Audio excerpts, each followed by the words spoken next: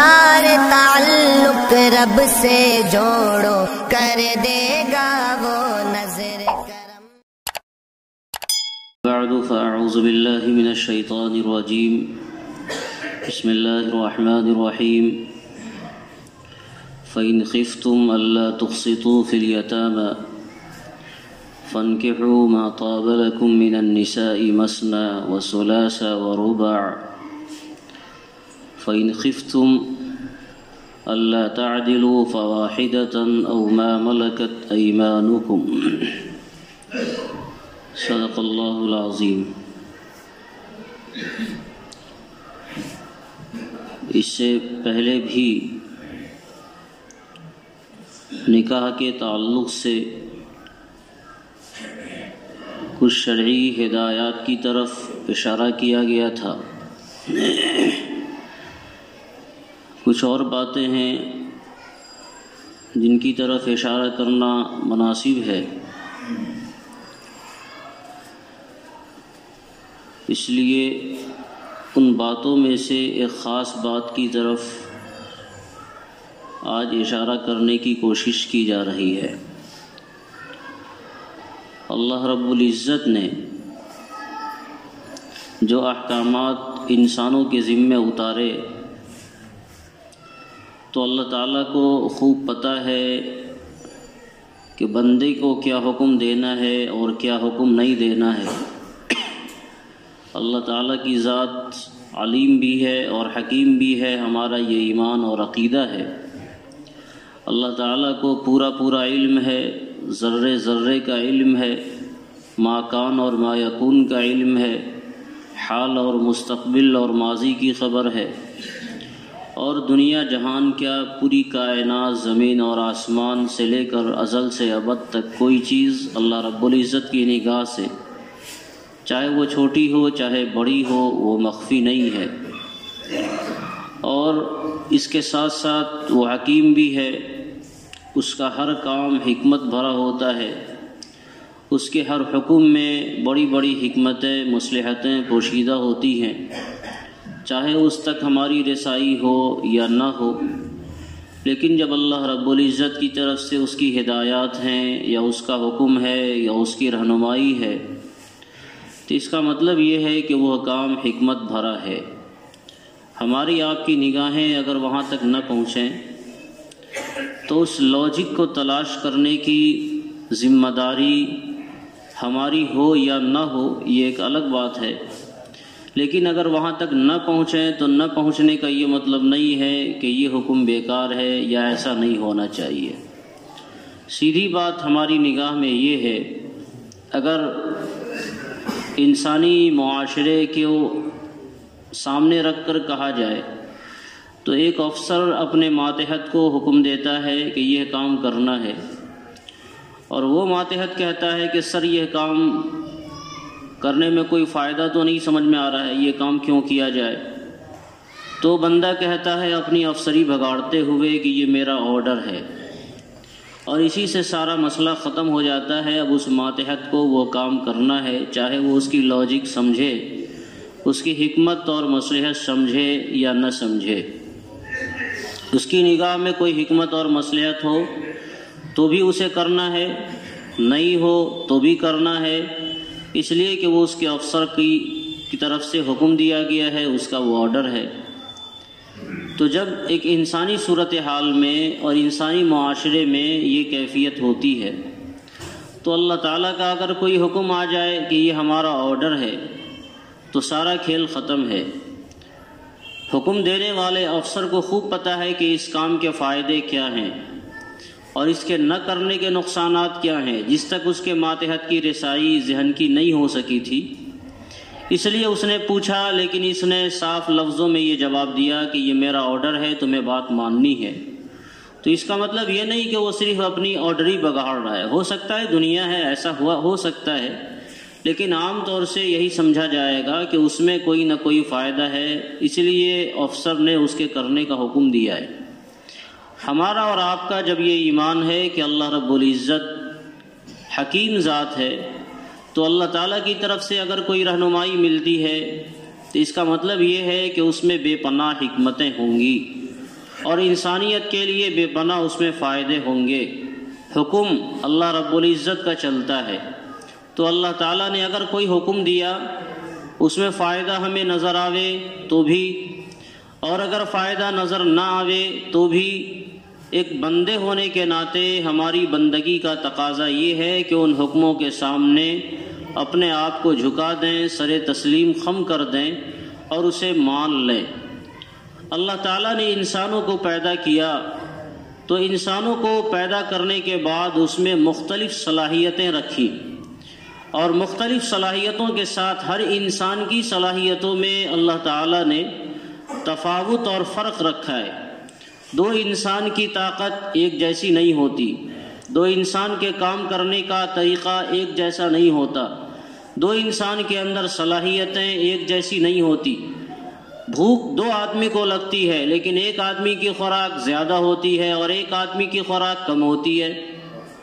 ایک آدمی کو 2-4 روٹیوں سے پیٹ بھر جاتا ہے، وہ شکم سیر ہو جاتا ہے، اور ایک آدمی کے لیے 2-4 روٹیاں ذرہ برابر بھی کفایت نہیں کرتی، وہ کہتا ہے یہ ناشتہ بھی نہیں ہوا، اس کی آنت کو بھی بھگانے کا اس نے کام نہیں کیا، اس کے لیے ایک بڑی خوراک دی جائے تب جا کر وہ آسودہ ہو پاتا ہے۔ تو یہ ہمارے معاشرے میں عام طور سے نظر میں آنے والی چیزیں ہیں۔ جس طرح یہ صورتحال انسان کی اور دیگر صلاحیتوں کے بارے میں ہے، اسی طرح انسان کے اندر اللہ تعالیٰ نے نفسانی خواہش جو رکھی ہے، اس نفسانی خواہش کے اعتبار سے بھی انسانوں کی صلاحیتوں میں، اس کی طاقتوں میں فرق ہوتا ہے۔ اللہ تعالیٰ نے ایک آدمی میں صلاحیت رکھی، اسے کبھی ضرورت پڑتی ہے اس خواہش کی تکمیل کے لیے، اور دوسرے آدمی کو ضرورت پڑتی ہے عام طور سے اس کی تکمیل کے لیے۔ تو اور ضرورتوں اور صلاحیتوں میں فرق کی طرح اللہ تعالیٰ نے اس صلاحیت میں بھی انسانوں کے اندر فرق رکھا ہے۔ عین ممکن ہے کہ ایک شخص کا گزارا بغیر شادی کے زندگی بھر ہو جائے اور اسے کسی عورت کی ضرورت نہ پڑے، ایسا ہو سکتا ہے۔ اور ایسا ہو سکتا ہے کہ ایک آدمی محض ایک بیوی پر زندگی گزار لے اور اپنی زندگی کو پاک دامنی کے ساتھ آخری مرحلے تک پہنچا دے، یہ بھی ممکن ہے۔ اور یہ بھی ممکن ہے کہ بعض انسان اپنی خاص عادات کی وجہ سے یا خاص ماحول کی وجہ سے یا خاص خوراک کی وجہ سے یا اپنی فطری صلاحیتوں کی وجہ سے ایک بیوی پر اس کا گزارا کرنا مشکل اور دشوار ہو جائے۔ اور شریعت کا جو مقصد ہے کہ نکاح سے پاک دامنی حاصل کرنا، اپنی نگاہوں کی حفاظت کرنا، اپنی شرمگاہوں کی حفاظت کرنا، شریعت کا جو یہ مقصد ہے، یہ مقصد ایک بیوی سے اسے حاصل نہ ہو۔ اللہ رب العزت کو خوب پتہ ہے کہ انسانوں میں کیا صلاحیتیں ودیعت کی گئی ہیں، اس لیے کہ صلاحیت ودیعت کرنے والے، صلاحیت ڈالنے والے یہ اللہ تعالیٰ کی ذات ہے۔ اللہ تعالیٰ نے ہی انسانوں میں یہ خواہش رکھی اور اس کی تکمیل کے راہوں کو بھی اللہ تعالیٰ نے فراہم فرمایا۔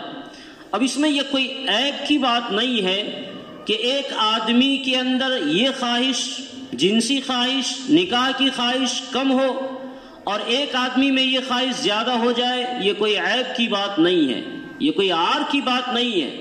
جس طرح انسان میں بھوک اور پیاس کے اندر میں نے بتایا، کسی کو بھوک زیادہ لگ سکتی ہے، کسی کو بھوک کم لگ سکتی ہے، کسی کی خوراک کم ہو سکتی ہے، کسی کی خوراک زیادہ ہو سکتی ہے، اور یہ کوئی عار کی بات نہیں ہے۔ ہو سکتا ہے کہ دو آدمی کے کھانے کے خوراک کی جو مقدار ہے وہ الگ الگ ہو، تو انسان کی اپنی صلاحیت، اپنی طاقت کی بنیاد پر ایک مریض ہے بیچارہ ایک روٹی پر پورے دن وہ گزارا کر لیتا ہے، اور ایک عام آدمی ہے اس کو 3 وقت کھانے کی ضرورت ہے اور 3 وقت میں بھی ایک بڑی مقدار کھانے کی ضرورت ہے۔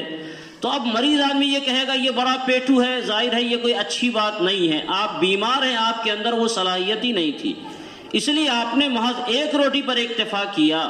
یہی صورتحال جنسی خواہشات کے تعلق سے بھی ہے کہ اللہ تعالیٰ نے اس خاص صلاحیت کو انسانوں کے اندر الگ الگ انداز میں رکھا۔ کسی کے اندر اس کی ضرورت کم پڑتی ہے، کسی کے اندر اس کی ضرورت زیادہ پڑتی ہے، اور اس خواہش کی تکمیل کے لیے شریعت نے نکاح کو مقرر فرمایا۔ اور چونکہ یہ انسانی ضرورت ہے، بڑی اہم ترین ضرورت ہے، شدید ترین ضرورت ہے۔ جب سے انسانیت کی آبادی دنیا میں بسائی گئی تب سے اس ضرورت کا احساس ہے، اور جب تک یہ دنیا رہے گی، انسانی آبادی رہے گی، تب تک یہ ضرورت ہے۔ اس لیے اللہ تعالیٰ نے نکاح کو انتہائی آسان سے آسان بنایا۔ جیسے ہواؤں کی ضرورت ہے تو ہوا کا حصول انتہائی اللہ تعالیٰ نے آسان رکھا۔ آگ کی ضرورت ہے، آگ کا حصول اللہ تعالیٰ نے آسان رکھا۔ ایسے ہی نکاح کی معاشرے کے اندر ضرورت ہے تاکہ معاشرہ پاکیزگی کا گہوارہ ہو، معاشرے کے اندر بدامنی نہ ہو، معاشرے میں عزتوں سے کھلواڑ نہ ہو، معاشرے کی بہن بیٹیوں پر کوئی غلط نگاہ اٹھانے والا نہ ہو۔ یہ ایک ضرورت ہے، اس لیے اللہ تعالیٰ نے اس ضرورت کو انتہائی آسان سے آسان بنایا۔ اور کتنا آسان بنایا، اس سے قبل میں نے کچھ اشارات کیے کہ شریعت کی نگاہ میں کتنا آسان ہے۔ اور اسی وجہ سے زمانے نبوی کے اندر بھی، اس کے بعد والے ادوار کے اندر بھی، نکاح کے تصور سے جو تصورات ہمارے اور آپ کے یہاں رائج ہیں وہ تصورات نہیں تھے۔ ایک آدمی، اس کی بیوی کا انتقال ہو گیا، ایک آدمی، اس کی بیوی معذور ہو گئی، بیمار ہو گئی اور وہ اس کے لائق نہیں رہ گئی، ایک آدمی کی بیوی اپاہج ہو گئی، ایک آدمی کی بیوی ایسی ہو گئی کہ وہ بیچاری اب اپنے شوہر کی خدمت نہیں کر سکتی ہے۔ تو ہمارا جو معاشرہ ہے، اس معاشرے میں ہندوانہ رسم کی بنیاد پر یہ بات کہیں نہ کہیں لوگوں کے ذہن و دماغ میں ہے کہ اب آدمی دوسرا نکاح نہ کرے۔ وہ ٹھیک ہے کہ اسلامی مزاج کے ہونے کی وجہ سے اگر کسی نے کر لیا تو بہت زیادہ معیوب نہیں سمجھا جاتا۔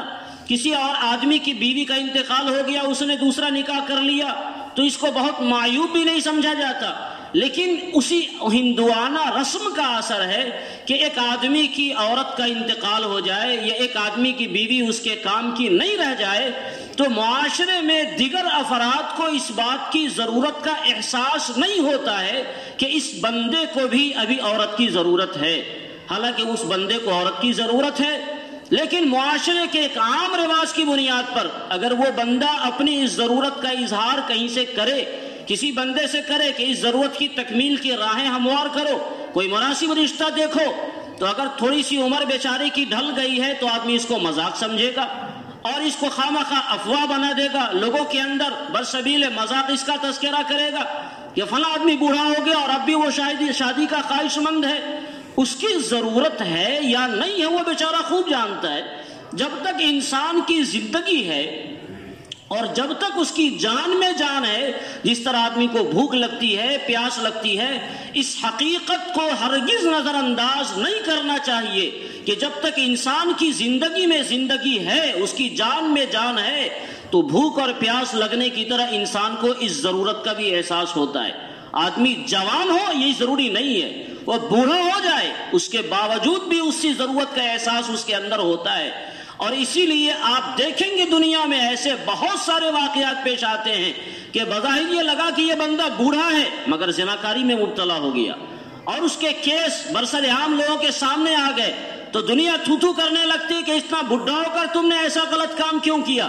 تھو تھو کرنے کا تو مقام واقعی ہے کہ اس نے غلط کیا، لیکن یہ بات کہ ایک بوڑھے سے یہ صفت بالکل ناپید ہو جائے، اسے بھوک ہی نہ لگے، یہ ہے کہ کم بھوک لگے گا، بھوک کم لگے گی اسے، ہو سکتا ہے اس ضرورت کی کا اظہار وہ کم سے کم اس کے اندر پایا جائے، لیکن جب تک زندگی ہے تب تک اس ضرورت کا احساس انسان کی زندگی میں ہوتا ہے۔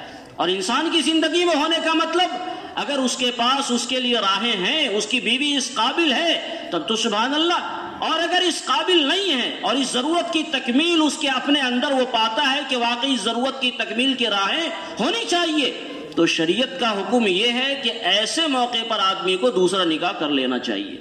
دوسری ضرورت سے، دوسری بیوی سے اگر اس کی ضرورت نہیں پوری ہو رہی تو شریعت کا حکم یہ ہے کہ تیسرا نکاح کر لینا چاہیے۔ اپنے آپ کو بدکاری سے بچا لینا اور اپنے آپ کو گناہوں سے بچانا یہ شریعت کا اصل منشا ہے۔ شریعت کا حکم یہ ہے کہ اپنے آپ کو گناہوں سے بچاؤ، اور اس گناہ سے بچانے کے لیے اگر تمہیں ایک نکاح پر اکتفا کرنا کم سمجھ میں آتا ہے تو دوسرا نکاح کر لو، دوسرے پر کم سمجھ میں آتا ہے تیسرا کر لو، تیسرے پر کم سمجھ میں آتا ہے تو چوتھا کر لو۔ تو شریعت نے چار نکاحوں کی گنجائش پیدا کی، چار نکاحوں کی اجازت دی، حکم نہیں دیا ہے۔ یہ نہیں کہ ہر آدمی کو 4 نکاح کرتے رہنا ہے، چاہے وہ کھلاوے یا نہیں کھلاوے، اور چاہے اس کے حقوق کا خیال رکھے یا نہیں رکھے، نہیں، اس کے احکامات ہیں وہ اپنی جگہ، اس کے احکامات ہیں وہ اپنی جگہ، لیکن اگر کسی آدمی کو کوئی ضرورت کی مجبوری سمجھ میں آ رہی ہے تو معاشرے کی بنیاد پر ایسا نہیں ہے کہ وہ ایک پر ہی اکتفا کرے اور بدکاری میں مبتلا ہو جائے، ادھر ادھر منہ مارے، دوسری جگہ بدنگاہیاں کرے، دوسری عورتوں کے بارے میں وہ غلط خیال کرے۔ لیکن عام طور سے معاشرے میں ہوتا کیا ہے؟ معاشرے میں ہوا یہ کہ اگر کسی خاتون کے شوہر کا انتقال ہو گیا، اب اس بیچاری کی زندگی میں پوری زندگی بیوہ رہنا اس کا مقدر ہو گیا، حالانکہ ہم جان رہے ہیں کہ اس کا نکاح کہیں ہونا چاہیے، اس کے اندر وہ ضرورت ہے، شوہر کے مرنے کے ساتھ اس کی ضرورت مر نہیں گئی ہے، لیکن چونکہ ہندوانہ ماحول میں ہم لوگ رہتے ہیں تو اس کے نکاح کا خیال کسی کو شاید باید آتا ہے، بلکہ شاید کسی کو خیال نہیں آتا، اور ایک بیچاری پوری جوانی اپنی جوانی کی زندگی کو رو رو کر گزار دیتی ہے، اور خدا ہی جانتا ہے کہ اپنی عصمت کی حفاظت کس انداز میں کرتی ہوگی۔ میں بہت سوچ سمجھ کر یہ بات کہہ رہا ہوں، ایک آدمی کو اگر گناہ کے مواقع دوسروں سے نہ ملیں تو بھی اس کے پاس گناہ کے بہت سارے موقع ہیں، اور اگر اللہ کا خوف نہ ہو کسی آدمی کے اندر تو آدمی گناہوں میں تنہائیوں میں مبتلا ہوتا ہے، چاہے وہ مرد ہو چاہے وہ عورت ہو۔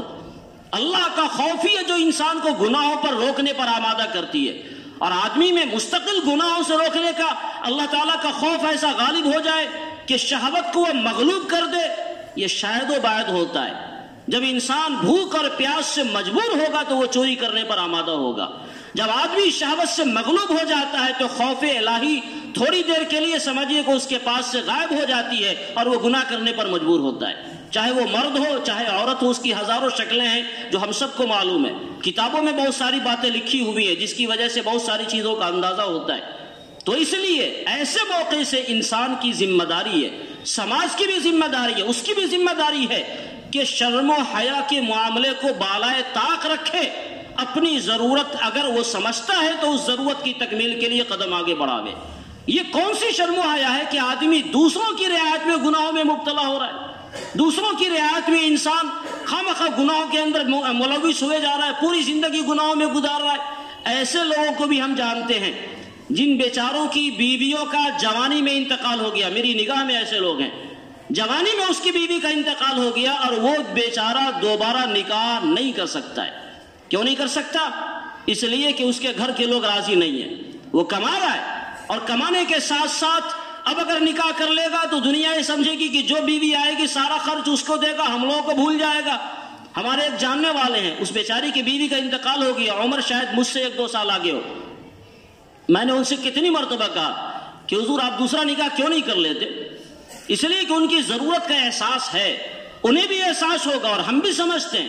حضرت قاضی صاحب رحمۃ اللہ علیہ تھے، انہوں نے ان کو کئی مرتبہ اشارہ کیا کہ آپ نکاح کیوں نہیں کر لیتے؟ تو بیچارے نے اپنی لاچارگی کا اظہار کرتے ہوئے یہ کہا کہ ہمارا بڑا بیٹا نکاح کرنے سے مانے ہے، وہ مستقل میری خدمت کرتا ہے، ہمارے لیے اپنی جان لڑا دیتا ہے، لیکن جہاں تذکرہ آتا ہے میرے نکاح کا تو لگتا ہے کہ میرا سب سے بڑا باغی ہو گیا۔ اس کو یہ لگتا ہے کہ جب نکاح ہوگا تو ابا حضور کا جتنا پیسہ ہوگا وہ دوسرے کے پاس چلا جائے گا۔ یہ شریعت کا وہ حکم ہے جس کو معاشرہ نظر انداز کرتا ہے۔ انسان ضروری نہیں ہے کہ اس کی ضرورت ایک بیوی سے اس کی ضرورت پوری ہو جائے، اور اللہ تعالیٰ نے عورتوں کے اندر ہزاروں مجبوریاں رکھی ہیں۔ انسان اپنی ضرورت کتنی بیویوں سے پوری کر سکتا ہے یہ ہر آدمی خود اپنے گریبان میں جھانک کر دیکھے گا۔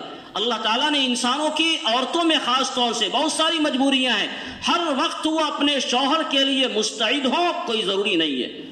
حمل کا زمانہ ہے، بچے کے دودھ پلانے کا زمانہ ہے، ایام کا زمانہ ہے، اور کوئی عارضہ پیدا ہو گیا، اب ایک آدمی اس کا شوہر انتہائی طاقتور ہے، انتہائی جوان ہے، اور جوان ہونے کی وجہ سے اس میں شہوت زیادہ ہے، اور پتہ چلا کہ اس کی بیوی ہمیشہ بیمار رہتی ہے، وہ کسی کام کے لائق نہیں۔ اب یہ شوہر کیا کرے گا؟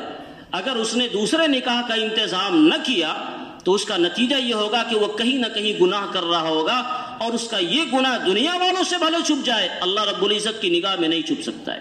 لیکن ایک چیز اور بھی ہے، معاشرے میں عام طور سے جو اس مسئلے میں ذرا سی ایک ہوا بنا ہوا ہے، اس کی ایک وجہ یہ ہے کہ آدمی جب دوسرا نکاح کر لیتا ہے تو وہی نئے دوست آ گئے تو پرانے بھول جاتے ہیں، دونوں کے حقوق کے ادا کرنے میں معاملہ انبن ہوتا ہے، اس نے پرانے کو بھلا دیا، نئے کے پیچھے پڑ گیا، جو نیا کہے وہی سارا کچھ صحیح ہے، جو بیچاری پرانی بیوی کہے اس کی کوئی بات نہ مانی جائے، اس کا کوئی خیال نہیں رکھا جائے. تو معاشرے میں ان بیلنس چونکہ دونوں طرف ہے، اس لیے اس طرح معاشرے کا مزاج بنا ہوا ہے. جناب رسول اللہ صلی اللہ علیہ وسلم کے بارے میں قرآن کریم نے باضابطہ کہا، خود آپ علیہ الصلوۃ والسلام کی دعاؤں میں اللہ کے رسول صلی اللہ علیہ وسلم کو ایک سے زیادہ نکاح کی اجازت دی گئی اور 11 بیویاں آپ کی ہوئی. اس کی مصلحتیں ہیں. عام انسان کو، عام امت کو 4 سے زیادہ نکاح کی اجازت نہیں ہے. حضور علیہ الصلوۃ والسلام کو اللہ تعالیٰ نے 4 سے زیادہ کی اجازت دی کیونکہ اللہ کے پیغام کو اللہ کے بندوں تک پہنچانے کے لیے ضروری تھا. جو دن کے حالات ہیں صحابہ کرام سامنے بیٹھے ہوئے وہ دیکھنے والے، اور رات کے حالات کون دیکھے گا؟ تو بیویاں دیکھ کر رات کے حالات اپنے بیٹوں تک پہنچائیں گی کہ آقا صلی اللہ علیہ وسلم کے رات کے معمولات یہ تھے. اور آپ کا یہ نکاح خدا نخواستہ جذبہ نفسانی کی بنیاد پر نہیں ہوا. 54 سال کی زندگی آپ نے ایک بیوی کے ساتھ گزاری ہے. 54 سال حضور علیہ الصلوۃ والسلام سید الانبیاء، نبیوں کے اندر اللہ تعالیٰ نے عام انسانوں کے مقابلے میں ہزاروں گنا زیادہ طاقت رکھی ہے، لیکن 50 سال کی عمر یعنی نکاح کے 25 سال کے بعد، 25 سال میں آپ کا نکاح ہوا تھا سیدہ خدیجہ رضی اللہ تعالیٰ عنہ سے، اور 50ویں سال کی عمر میں حضرت خدیجہ کا انتقال ہوا ہے. تو 25 سال کی زندگی ایک نوجوان بالکل انتہائی طاقتور اور پوری کائنات میں سب سے زیادہ طاقتور ہستی پوری زندگی کا قیمتی حصہ 25 سال ایک بیوہ کے ساتھ گزار لیتا ہے. حضرت خدیجہ کا انتقال ہوا، اس کے بعد ایک دوسری زوج مطہرہ سے آپ نے نکاح کیا، 4 سال کم و بیش ان کے ساتھ بھی رہے. اس وقت بھی کوئی دوسری بیویاں نہیں تھی. یعنی زندگی کے 54 بہاریں دیکھنے کے بعد آپ نے دوسرا، پھر تیسرا، پھر چوتھا، پھر 5واں، پھر چھٹا نکاح کیا، کیونکہ اب زیادہ ضرورت تھی اسلام کی تبلیغ کے لیے امہات المومنین کی. تو اللہ رب العزت نے آپ کو پوری اجازت دے دی تھی، کتنا نکاح آپ کو کرنا ہے اتنا آپ نے کیا. یہ تو معاملہ حضور علیہ الصلوۃ والسلام کے ساتھ ہے، لیکن عام انسانوں کے ساتھ شریعت مطہرہ نے 4 کی اجازت دی، اور 4 کی اجازت میں قید رکھا کہ بیک وقت 4 سے زیادہ نکاح نہیں کیا جا سکتا، اور اس کے ساتھ ساتھ نکاح کو آسان بنایا گیا. اس لیے دور نبوی وغیرہ میں نے اشارہ کیا کہ آپ دیکھیں گے کہ ایک خاتون کا کسی اپنے شوہر کے ساتھ انبن ہو گیا، اس نے طلاق دے دی، تو یہ نہیں کہ اب زندگی بھر بیوہ ہیں، اس کا نکاح فوراً دوسرے کے ساتھ ہو گیا. پھر اس کے ساتھ انبن ہوئی یا اس کے شوہر کا انتقال ہو گیا، پھر فوری طور پر اس کا نکاح تیسرے کے ساتھ ہو گیا، پھر فوری طور پر اس کا نکاح چوتھے کے ساتھ ہو گیا. تو اس طرح نکاح آسان تھا، اس کی وجہ سے نکاح کرنا معاشرے میں کوئی بوجھ نہیں تھا، اور ایک سے زیادہ نکاح کی گنجائش بھی رکھی گئی تاکہ انسان اپنی ضرورت کی بنیاد پر اپنے حساب سے انتخاب کر لے کہ وہ کتنی بیویوں کی ضرورت کا خواہش مند ہے. جتنی بیویوں سے اس کی ضرورت کی تکمیل ہوگی اور گناہوں سے بچے گا، شریعت نے اتنی اجازت دی. ہاں میں کہہ رہا تھا کہ ایک بات ضروری ہے کہ جب 2 بیویاں آپ کے پاس ہوں تو اللہ رب العزت نے حکم دیا کہ دونوں بیویوں میں انتہائی انصاف اور عدل کا معاملہ کرنا آپ کے لیے ضروری ہے. اگر آپ یہ کر لیتے ہیں سبحان اللہ فبہا، بہت اچھی بات ہے. اگر 2 بیویاں آپ کے پاس ہے تو دونوں کے ساتھ ایک دم انصاف کا معاملہ کرنا ہے. انصاف کے معاملے کا مطلب آقا صلی اللہ علیہ وسلم کے فرمان کی روشنی میں یہ ہے کہ جو معاملہ آپ کے بس میں ہے اس معاملے میں آپ انصاف کریں، اور جو معاملہ آپ کے بس میں نہیں ہے، جیسے دل کا معاملہ ہے انسان کے بس میں نہیں ہے. 2 بیویاں کسی آدمی کے پاس ہے، ایک بڑی با کمال ہے، بڑی با حیا ہے، بڑی وفا شعار ہے، بڑی خدمت گزار ہے، بڑی نیک اور پارسا ہے، اور دوسری ویسی نہیں ہے، بے ڈھنگی ہے، اس کو کام کا سلیقہ نہیں ہے، اللہ سے ڈرنے والی نہیں ہے، شوہر کی اطاعت نہیں کرتی. تو فطری طور پر جب 2 بیٹا بھی ایسا ہو تو باپ کی محبت اس بیٹے سے زیادہ ہوتی ہے جو خدمت گزار ہوتا ہے. تو بیوی سے بھی ایسی ہی ہوگا، شوہر کی محبت اس بیوی سے زیادہ ہوگی جو زیادہ خدمت گزار ہوگی. لیکن چونکہ یہ دل کا معاملہ ہے، دل کے معاملے میں قرآن کریم نے کہا وَلَن تَسْتَطِيعُوا أَن تَعْدِلُوا بَيْنَ النِّسَاءِ وَلَوْ حَرَصْتُمْ فَلَا تَمِيلُوا كُلَّ الْمَيْلِ فَتَذَرُوهَا كَالْمُعَلَّقَةِ. اگر تمہارے پاس 2 بیویاں ہو تو اللہ تعالیٰ کو خوب پتا ہے کہ دونوں بیویوں میں تم انصاف اس معنی کر نہیں کر سکتے کہ دونوں کے ساتھ تم نے سامان میں برابری کی، محبت میں برابری کر لو، یہ نہیں کر سکتے. اور جب یہ نہیں کر سکتے تو جتنا تمہارے بس میں ہے وہ کرو. یہ نہیں کہ ایک کو ہمیشہ کے لیے چھوڑ دیا اور ایک سے ہمیشہ کے ساتھ تم نے رنگ رلیاں منائی. شریعت نے کہا رات گزارنا ہے تو رات گزارنے کے لیے بھی برابری کا معاملہ کرنا ہوگا. ایک دن رات اگر اس کے پاس گزارنا ہے تو ایک دن اس کے پاس گزارو. ایک ہفتہ اگر اس کو تم نے موقع دیا رات کا تو ایک ہفتہ اس کو موقع دو. اب رات تو گزارے دونوں کے ساتھ برابری، لیکن ملنے کے لیے انسان کی طبیعت کا میلان ہوتا ہے. ہو سکتا ہے آدمی کو ایک بیوی سے ملنے کی طبیعت کا میلان نہیں ہوا، نہیں مل سکا، اور دوسرے سے ملنے کا میلان ہوا تو مل لیا. تو چونکہ اس کا تعلق انسان کی محبت سے ہے، اس جذبے سے ہے جس پر انسان قادر نہیں ہوتا ہے، تو شریعت نے کہا یہ معاف.